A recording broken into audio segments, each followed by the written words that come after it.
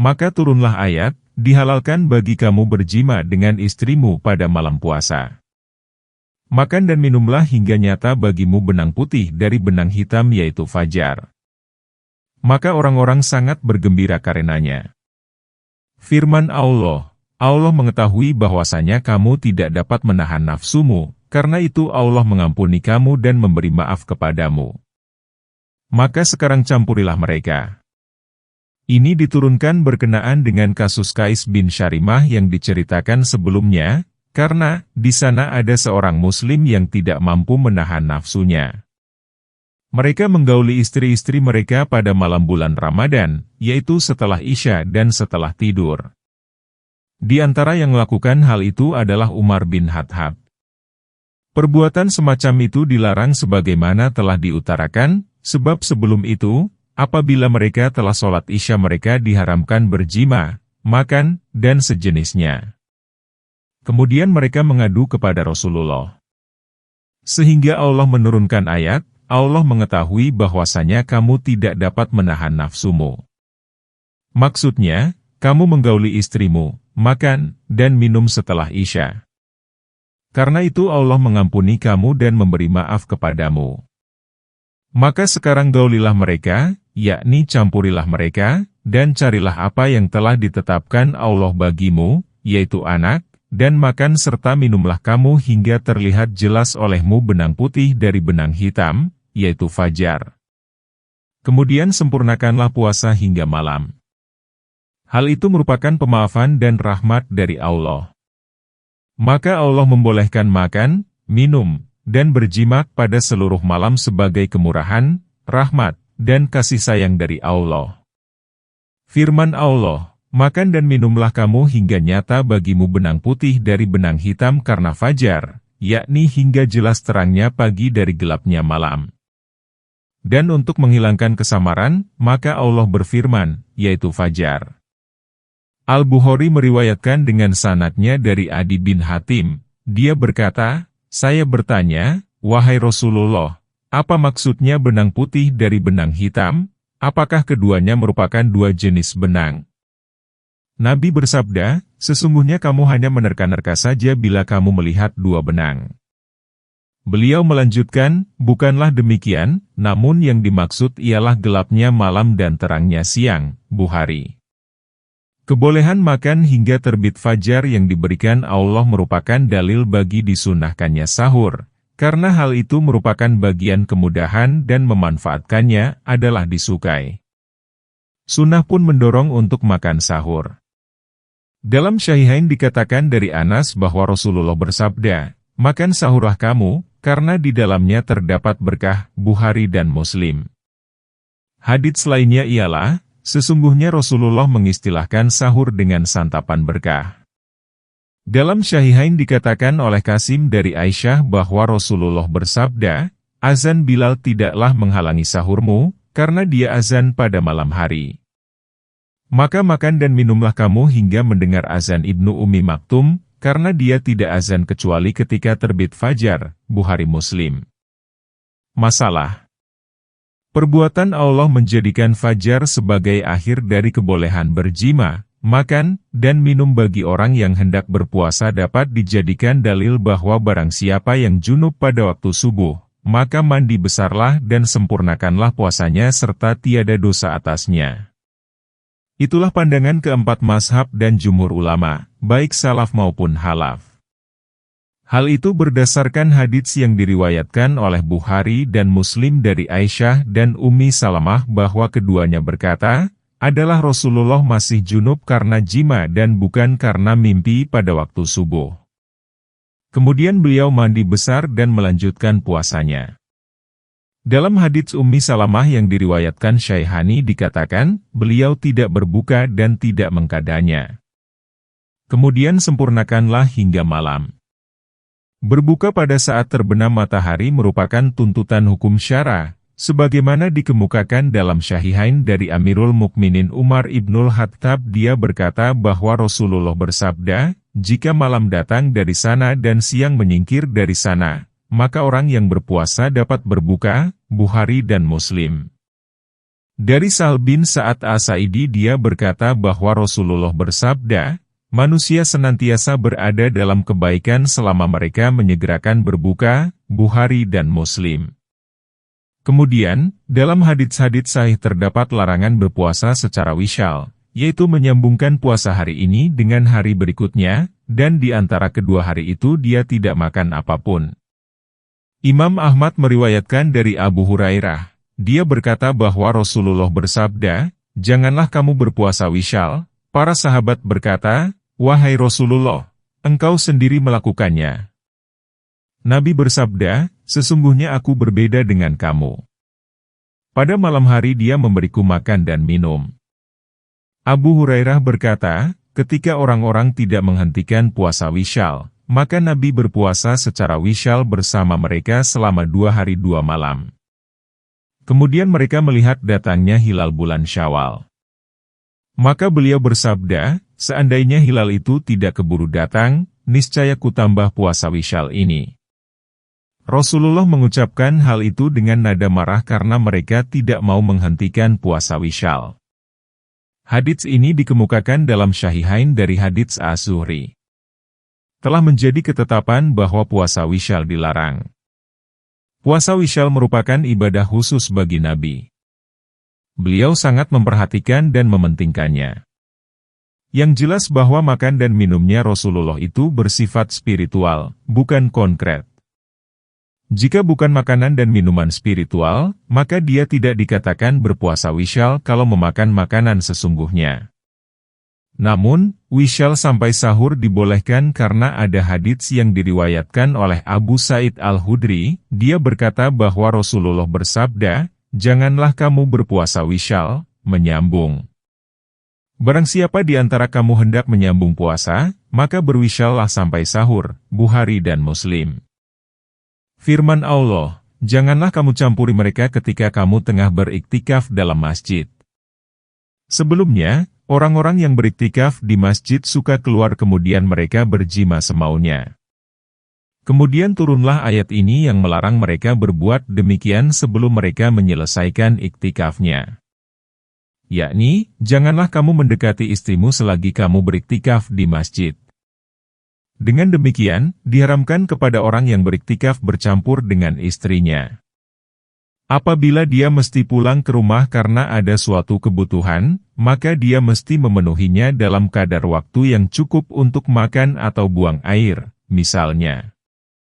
Dia tidak boleh mencium atau memeluk istrinya serta melakukan perkara lain selain iktikaf.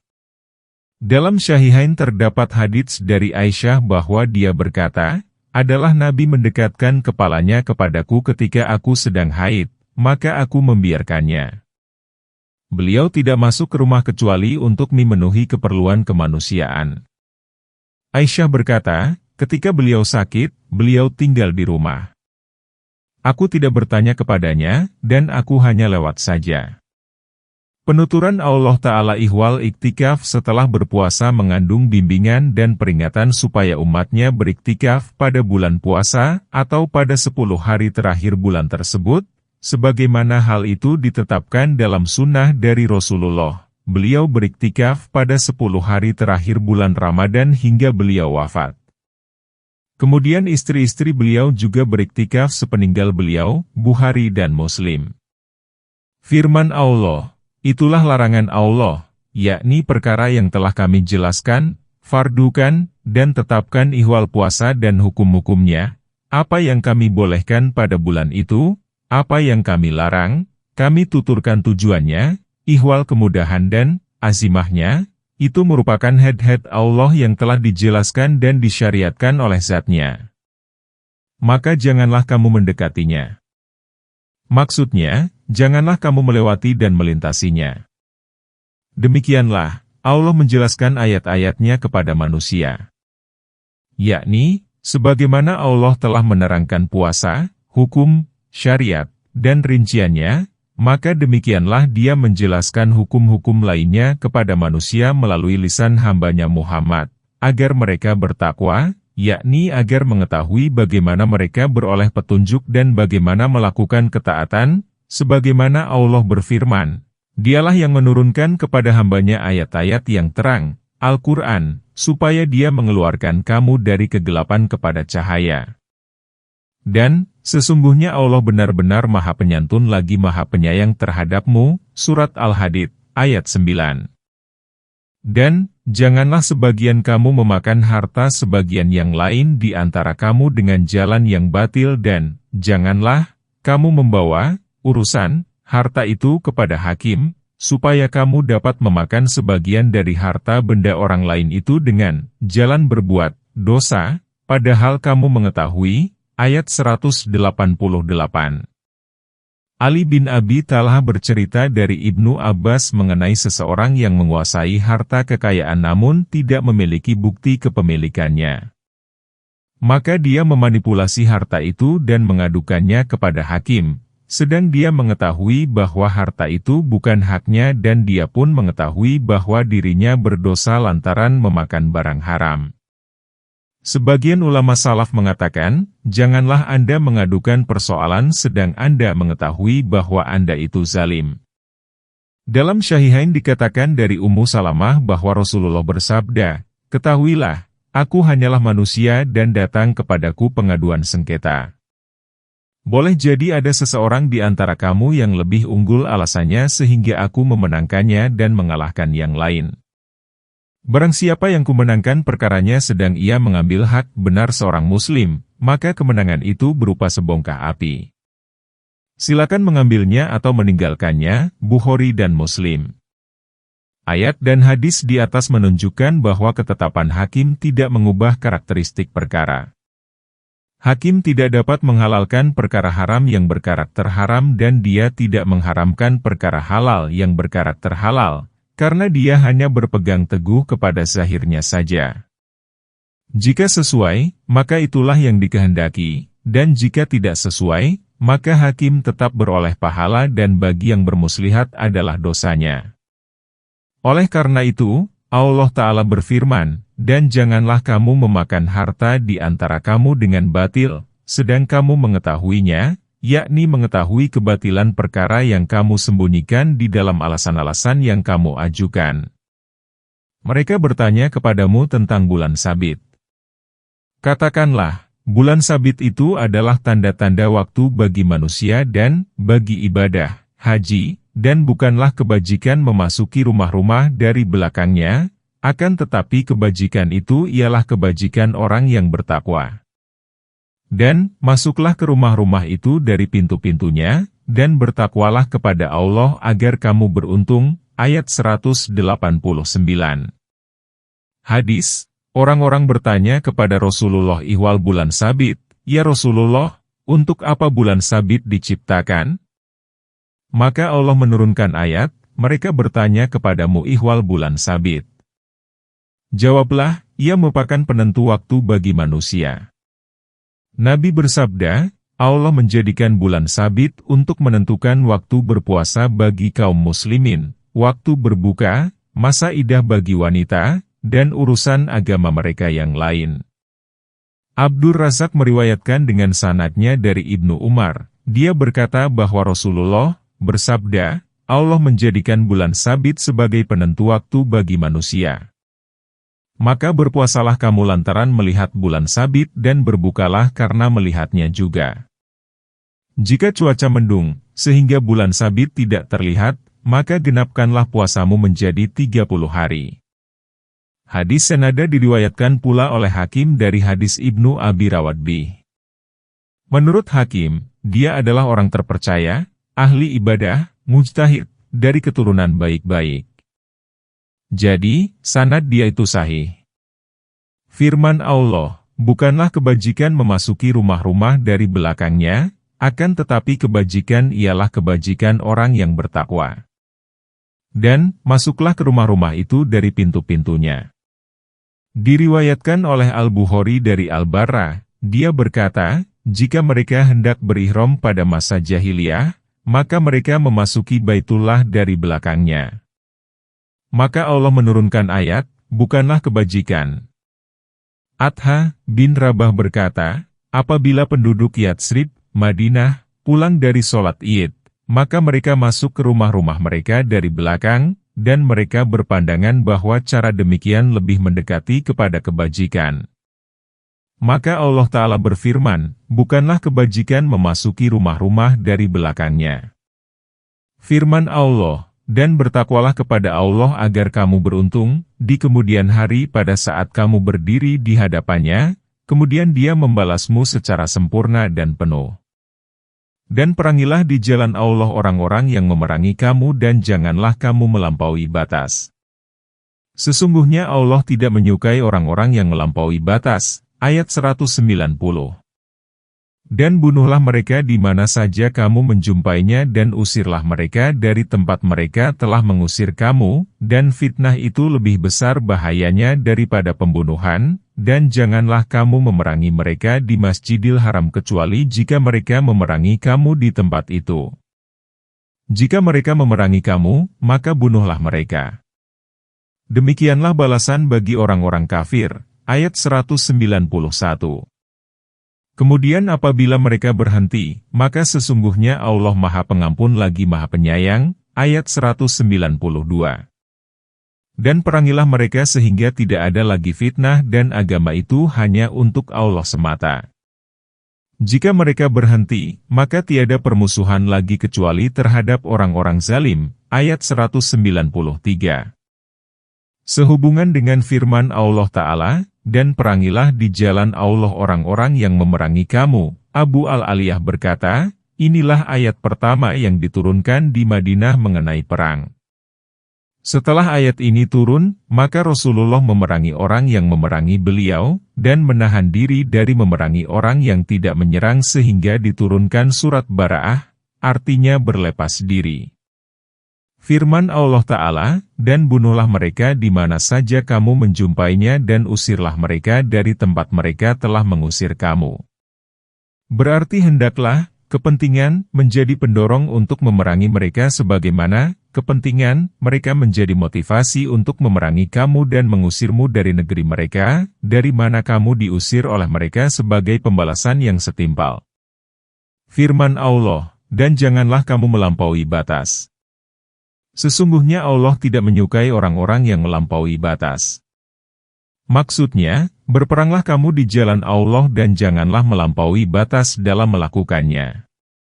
Termasuk ke dalam perbuatan melampaui batas ialah melakukan berbagai larangan seperti penyiksaan, tipuan, membunuh anak-anak, wanita, dan para lanjut usia yang dipandang tak mampu menyerang, pendeta, para penghuni rumah ibadah, membakar pepohonan, dan membunuh binatang tanpa ada kepentingan.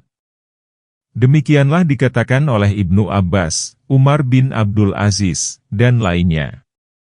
Oleh karena itu, dalam Sahih Muslim dikatakan dari Abu Hurairah bahwa Rasulullah bersabda, berperanglah kamu di jalan Allah.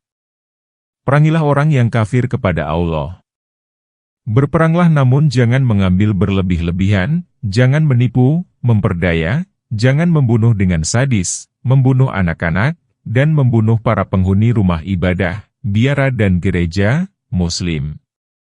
Tatkala jihad mengandung penghilangan nyawa dan pembunuhan kaum laki-laki dewasa, maka Allah Ta'ala mengingatkan bahwa apa yang ada dalam diri mereka seperti kekafiran kepada Allah, kemusyrikan, dan keberpalingan dari jalannya adalah lebih hebat, kejam, besar, dan keji daripada pembunuhan.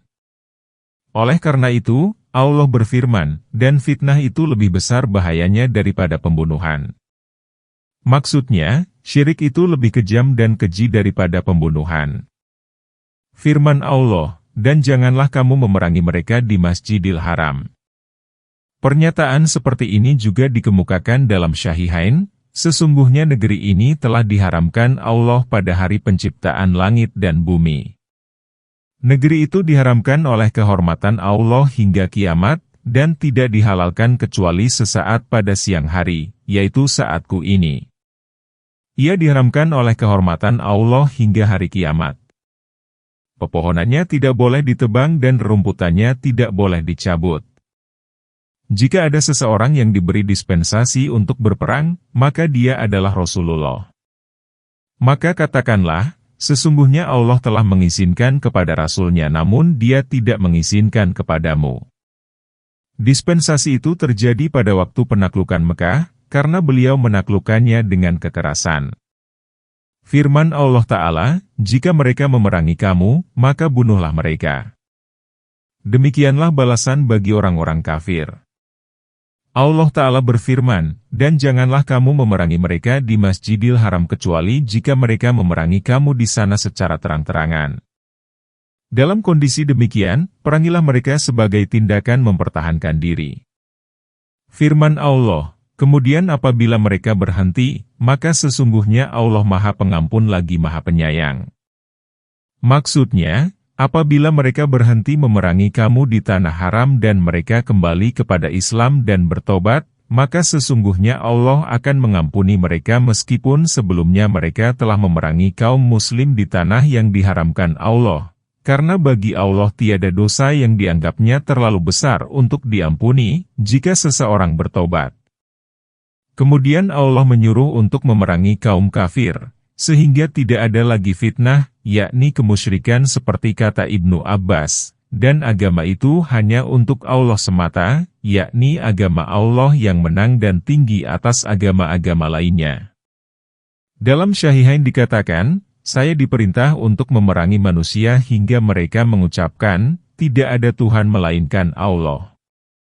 Apabila mereka telah mengucapkannya, maka mereka terpelihara darahnya dan hartanya dari tindakanku kecuali menurut benar kalimah itu dan perhitungan mereka diserahkan kepada Allah, Bukhari dan Muslim.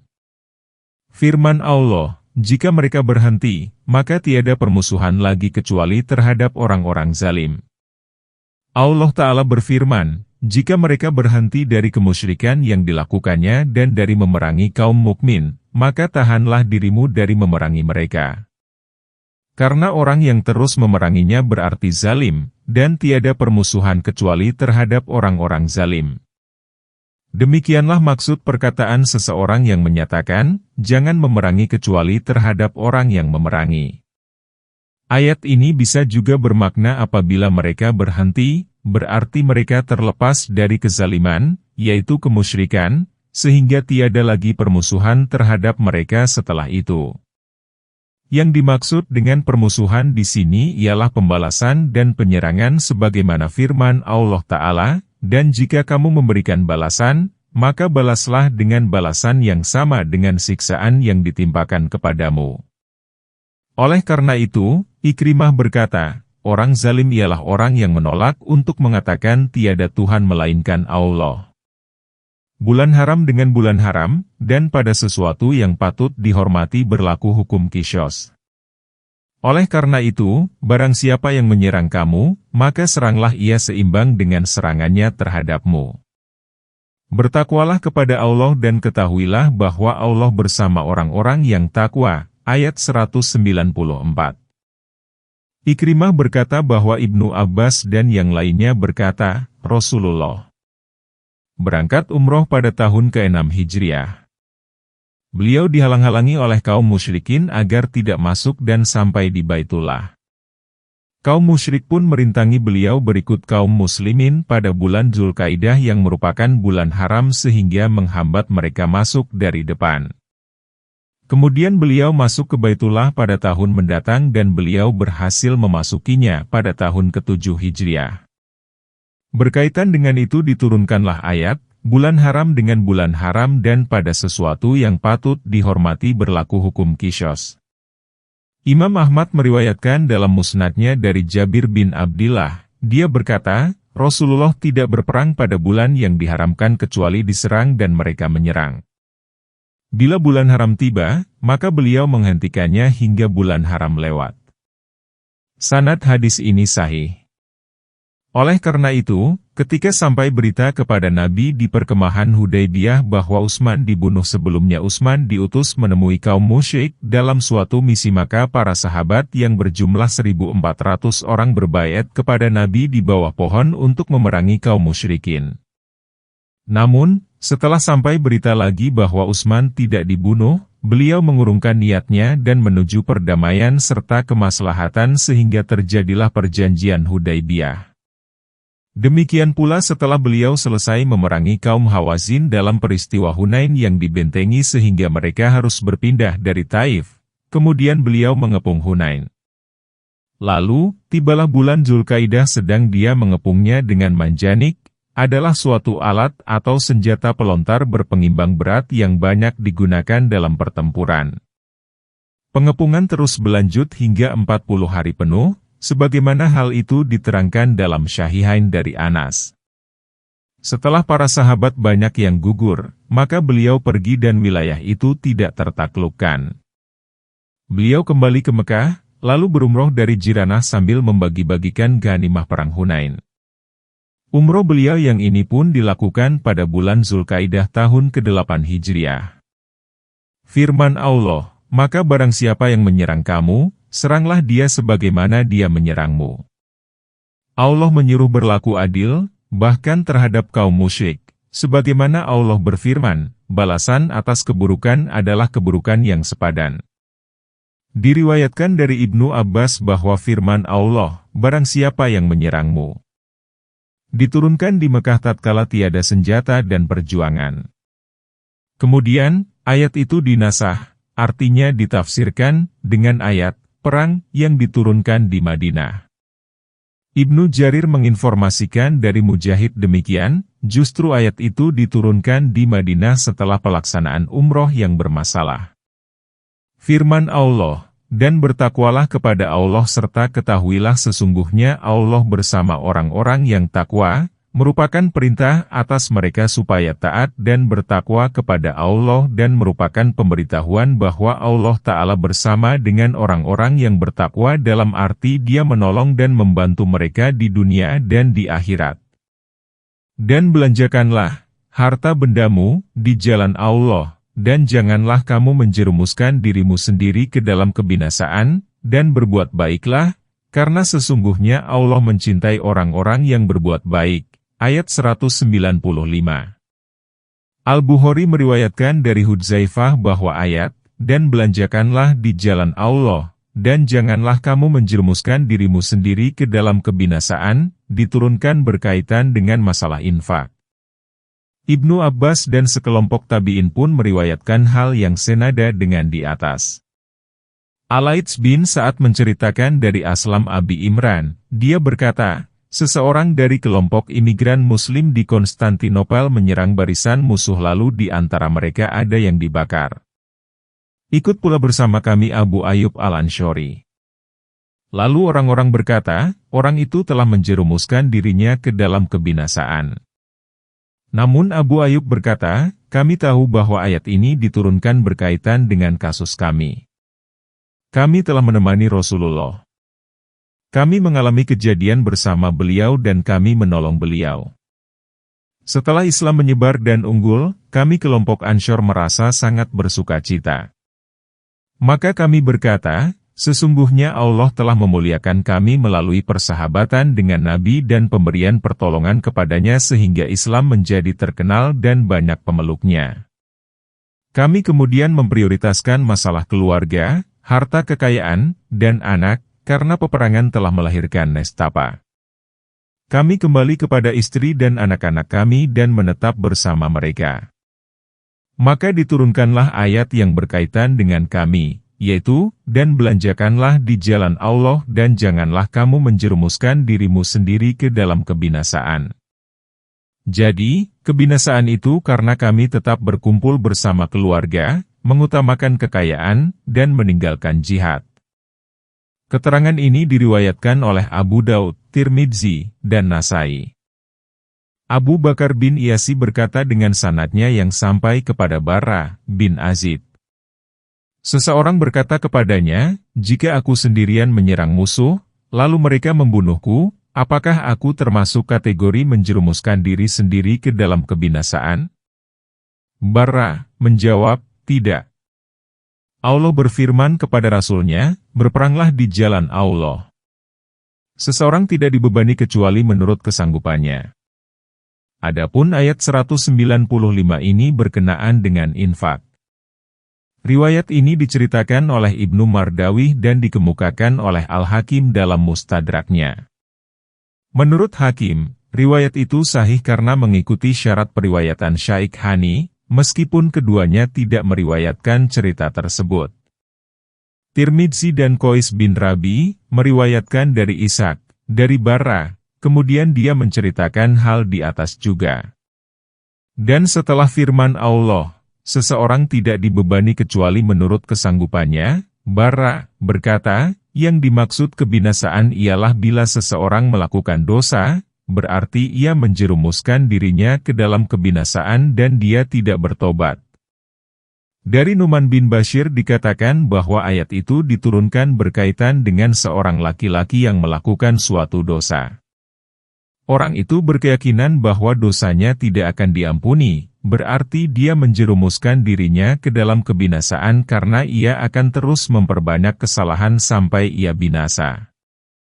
Kandungan ayat itu menyuruh agar berinfak di jalan Allah dalam berbagai segi amal kedekatan dan ketaatan, terutama menggunakan harta untuk memerangi musuh dan menyerahkannya pada sektor yang dapat memperkuat kaum muslimin dalam melawan musuhnya, serta memberitahukan bahwa meninggalkan perbuatan itu merupakan kebinasaan dan kehancuran bagi orang yang membiasakan dan bercokol di dalamnya. Kemudian, hal itu disambung dengan perintah berbuat baik yang merupakan makam, tingkat, ketaatan tertinggi. Allah berfirman, dan berbuat baiklah. Sesungguhnya Allah mencintai orang-orang yang berbuat baik. Dan, sempurnakanlah ibadah haji dan umroh karena Allah. Jika kamu terkepung, terhalang oleh musuh atau karena sakit, maka, sembelihlah, kurban yang mudah didapat, dan janganlah kamu mencukur kepalamu sebelum kurban sampai di tempat penyembelihannya. Jika ada di antaramu yang sakit atau ada gangguan di kepalanya, lalu ia bercukur, maka wajiblah atasnya berfidyah, yaitu berpuasa atau bersedekah atau berkurban. Apabila kamu telah merasa aman, maka bagi siapa yang ingin mengerjakan umroh sebelum haji, di dalam bulan haji, wajiblah ia menyembelih kurban yang mudah didapat. Tetapi jika ia tidak menemukan binatang kurban atau tidak mampu, maka wajib berpuasa 3 hari dalam masa haji dan 7 hari lagi, apabila kamu telah pulang kembali. Itulah 10 hari yang sempurna. Demikian itu, kewajiban membayar fidyah bagi orang-orang yang keluarganya tidak berada di sekitar Masjidil Haram, orang-orang yang bukan penduduk kota Mekah. Dan bertakwalah kepada Allah dan ketahuilah bahwa Allah sangat keras siksaannya, ayat 196. Setelah Allah menjabarkan hukum-hukum puasa yang dilanjutkan dengan pemaparan mengenai jihad, maka dia mulai menjelaskan manasik. Allah menyuruh untuk menyempurnakan ibadah haji dan umroh. Zahir ayat ini menyuruh menyempurnakan beberapa bagian ibadah setelah melaksanakannya. Oleh karena itu, sesudahnya Allah berfirman, apabila kamu terkepung, maksudnya apabila kamu dirintangi untuk mencapai Baitullah dan kamu dihambat untuk menyempurnakan manasik. Oleh karena itu, para ulama sepakat bahwa terjun langsung dalam haji dan umroh merupakan suatu keharusan, walaupun ada yang berpendapat bahwa umroh itu wajib atau ada pendapat yang mengatakannya sunnah, yang keduanya merupakan dua pendapat ulama. Kami telah mengupas ihwal kedua pendapat itu dalam buku kami yang berjudul Al-Ahkam. Berkaitan dengan firman Allah, dan sempurnakanlah haji dan umroh karena Allah, Ali berkata, kamu harus berihram dari lingkungan keluargamu. Pendapat senada dikemukakan pula oleh Ibnu Abbas, Said bin Jubair, dan Taus. Sufyan berkata, menyempurnakan haji dan umroh berarti kamu harus berihram dari keluargamu, kamu tidak bertujuan apapun kecuali ibadah haji dan umroh. Serta kamu memulai dari mikat itu bukan untuk tujuan berdagang atau kepentingan tertentu, bahkan walaupun kamu dekat dari Mekah kemudian kamu mengatakan, andaikan aku berhaji atau umroh. Hal itu memang memadai, namun yang sempurna ialah kamu berangkat untuk tujuan haji saja atau tujuan lainnya. Mahul berkata, menyempurnakan keduanya berarti melakukan keduanya secara bersamaan dalam mikat. Hal ini menurut pendapat ulama yang mengatakan bahwa haji qiran lebih utama. Abdur Razak mengatakan dengan sanadnya yang sampai kepada Az-Zuhri, dia berkata, telah sampai berita kepada kami bahwa Umar berkata mengenai firman Allah Ta'ala, sempurnakanlah haji dan umroh, yakni dengan mengerjakan keduanya secara terpisah dari yang lain dan hendaklah kamu berumroh bukan pada bulan Zulhijjah. Ini menurut pendapat ulama yang mengatakan bahwa haji ifrat lebih utama. Pendapat ini perlu dipertimbangkan, sebab sudah ditetapkan bahwa umroh-umroh Rasulullah dilakukan dalam bulan Zulhijjah dan Zulkaidah, misalnya umroh Hudaybiyah yang dilakukan pada bulan Zulkaidah tahun ke-6 Hijriah, umroh Al-Qadahah, masa berlakunya perjanjian Hudaybiyah, pada bulan Zulkaidah tahun ke-7 Hijriah, dan umroh Jiranah pada bulan Zulkaidah tahun ke-8 Hijriah. Adapun umroh Nabi yang disatukan dengan haji, maka beliau berihram untuk keduanya secara bersamaan pada bulan Zulkaidah tahun ke-10 Hijriah. Beliau tidak berumroh lagi selain itu setelah Hijriah. Namun, Ummu Hani berkata, umroh pada bulan Ramadan sebanding dengan berhaji bersamaku. Hal itu tiada lain karena umroh itu sudah diniatkan oleh Nabi untuk berhaji sehingga umroh terlepas dari haji karena kesucian. Diceritakan pula bahwa dalam melakukan ihram, Nabi menyatukan haji dan umroh. Dalam Sahih dikatakan pula, umroh itu termasuk ke dalam haji hingga hari kiamat. Dalam Syahihain dikatakan dari Ya'la bin Umayyah berkaitan dengan kisah seseorang yang bertanya kepada Nabi ketika beliau di Jiranah. Maka beliau bersabda, bagaimana pendapat engkau mengenai seseorang yang berihram untuk umroh, sedangkan ia masih mengenakan jubah dan wangi-wangian? Maka Rasulullah diam. Kemudian turunlah wahyu. Lalu beliau melongok seraya bertanya, mana orang yang tadi bertanya? Orang itu menjawab, saya. Nabi bersabda, adapun jubah, maka harus dilepaskan, sedangkan wangi-wangian yang menempel, maka cucilah. Kemudian, apa yang telah kamu lakukan untuk hajimu, lakukan kembali hal itu untuk umrohmu. Firman Allah, jika kamu terkepung, maka sembelihlah kurban yang mudah didapat. Para ulama berpendapat bahwa ayat ini diturunkan pada tahun ke-6 Hijriah, yakni pada masa perjanjian Hudaybiyah tatkala kaum musyrik menghadang Rasulullah agar tidak sampai ke Baitullah. Pada saat itu pun Allah menurunkan surat Al-Fat secara tuntas. Allah memberikan kemudahan kepada mereka supaya menyembelih hewan kurban yang ada pada mereka, yaitu 70 unta budna'ah, kurban. Allah juga menyuruh mereka bercukur dan bertahalul. Namun, mereka tidak melakukannya karena menunggu pembatalan perintah. Kemudian, tampillah Nabi mencukur kepalanya dan orang-orang pun mengikutinya. Di antara halayak ada yang mencukur kepalanya dan ada pula yang mengguntingnya.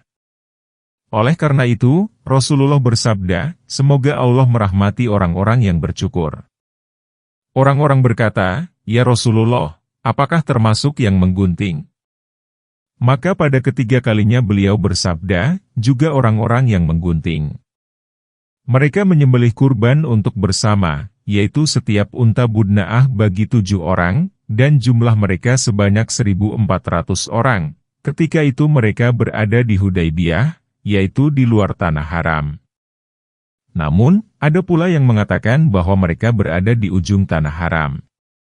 Para ulama berikhtilaf, artinya berbeda pendapat, apakah keterkepungan itu terbatas oleh musuh, sehingga tidak melakukan tahalul kecuali orang yang dikepung musuh, dan tidak termasuk orang sakit serta yang lainnya.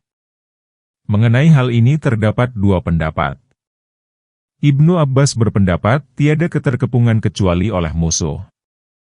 Sedangkan orang yang sakit, celaka, atau tersesat, maka dia tidak boleh bertahalul. Adapun maksud firman Allah Ta'ala, apabila kamu telah merasa aman, bukanlah rasa aman dari keterkepungan semata. Pendapat ini didukung oleh sekelompok orang yang di dalamnya terdapat Ibnu Umar dan sejumlah tabi'in. Pendapat lainnya menyatakan bahwa istilah keterkepungan itu lebih universal dari sekadar terkepung oleh musuh, sakit, tersesat jalan, dan semacamnya. Imam Ahmad meriwayatkan dengan sanadnya yang sampai kepada Al-Hajjaj ibnu Umar Al-Ansyori, dia berkata bahwa dia mendengar Rasulullah bersabda, barang siapa terluka, atau sakit, atau terjatuh, terpincang-pincang, maka dia dapat bertahallul dan wajib atasnya mengulangi lagi hajinya. Ahmad. Al-Hajjaj berkata, kemudian hadis itu saya ceritakan kepada Ibnu Abbas dan Abu Hurairah, maka keduanya membenarkan aku.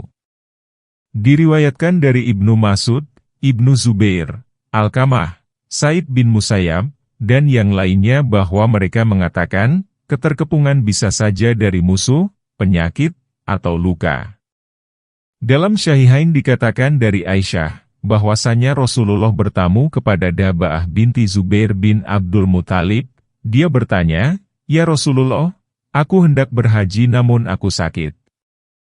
Maka Nabi bersabda, "Berhajilah, namun syaratkanlah dalam niatmu untuk bertahallul jika kamu tidak sanggup lagi untuk melanjutkannya."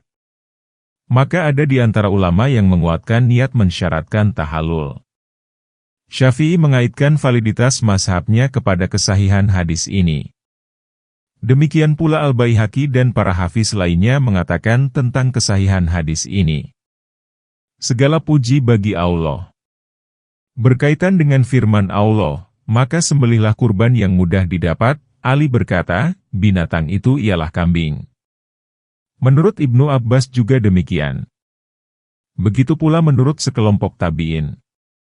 Pandangan inilah yang dipegang oleh keempat imam mazhab. Ada pula orang yang berpandangan bahwa kurban itu mesti unta dan sapi. Saya, Ibnu Katsir, berpendapat bahwa yang menjadi sandaran pendapat mereka ialah kisah Hudaybiyah. Sesungguhnya tidak ada yang menginformasikan dari seorang pun di antara pelaku kisah Hudaybiyah yang menyatakan bahwa Nabi bertahallul dengan menyembelih kambing. Namun mereka menyembelih satu unta dan satu sapi masing-masing untuk 7 orang, sebagaimana hal itu dikemukakan dalam Syahihain dari Jabir bin Abdillah. Dia berkata, Rasulullah menyuruh kami untuk menyembelih seekor unta atau sapi yang masing-masing bagi 7 orang.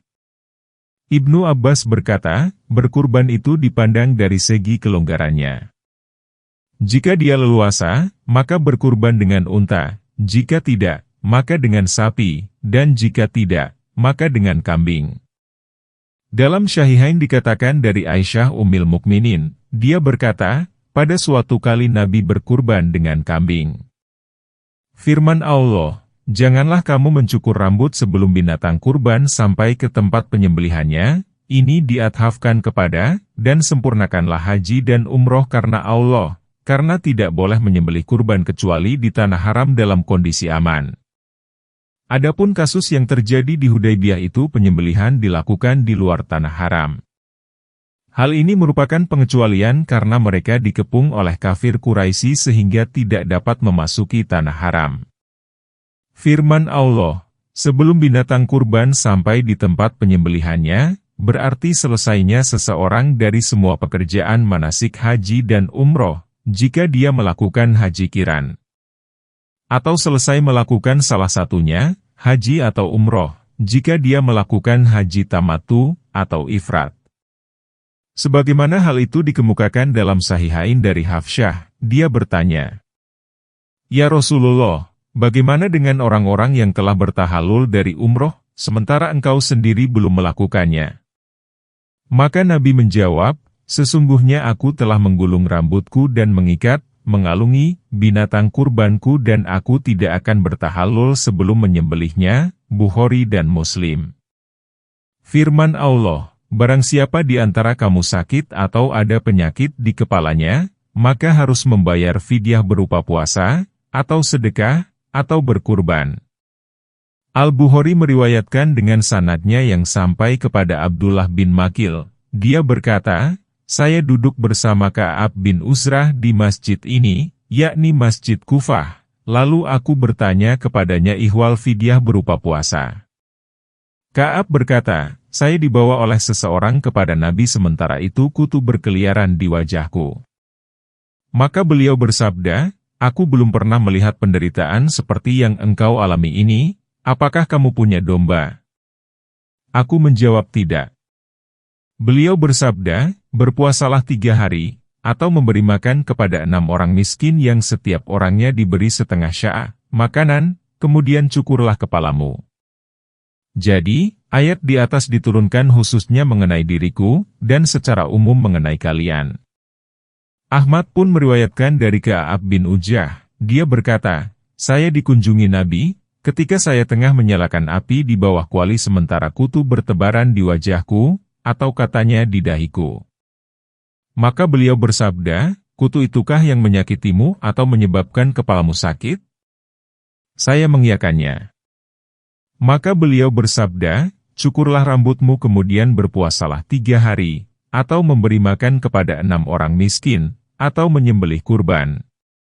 Menurut saya, itulah pandangan para imam mazhab 4 dan ulama pada umumnya. Dalam hal ini diberi pilihan, jika seseorang sanggup maka berpuasa, jika dia mau maka bersedekah kepada sekelompok orang sebanyak 3 sya'ah, setiap orang miskin mendapat setengah sya'ah, atau 2 mud, dan jika dia mau maka menyembelih kambing kemudian disedekahkan kepada kaum miskin.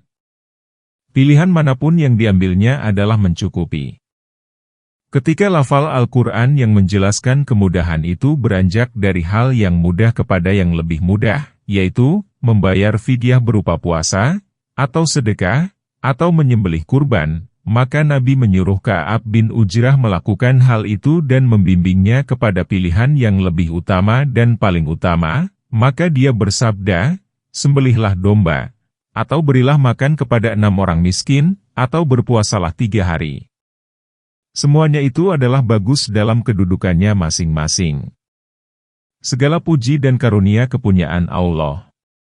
Hisham berkata, Laits menceritakan kepada kami dari Taus bahwasanya dia berkata, perbuatan yang mengandung darah, kurban, dilakukan di Mekah, sedangkan puasa dan pemberian makanan dapat dilakukan di mana saja ia suka. Firman Allah, apabila kamu telah merasa aman, maka bagi siapa yang ingin mengerjakan umroh sebelum haji, ia harus menyembelih kurban yang mudah didapat. Maksudnya, apabila kamu sudah dapat menjalankan manasik, kemudian ingin mendahulukan umroh atas haji, dan ini mencakup orang berihram untuk haji dan umroh, atau pertama-tama dia berihram untuk umroh, dan setelah selesai dia berihram untuk haji. Firman Allah, maka bagi yang ingin mengerjakan umroh sebelum haji, dia harus menyembelih kurban yang mudah didapat, artinya sembelihlah kurban yang mudah diperoleh, minimal kambing dia pun boleh menyembelih sapi karena Rasulullah menyembelih sapi sebagai kurban untuk istri-istrinya. Al-Auza'i berkata dari Abu Hurairah, adalah Rasulullah menyembelih sapi untuk kurban istri-istrinya yang mendahulukan umroh atas haji.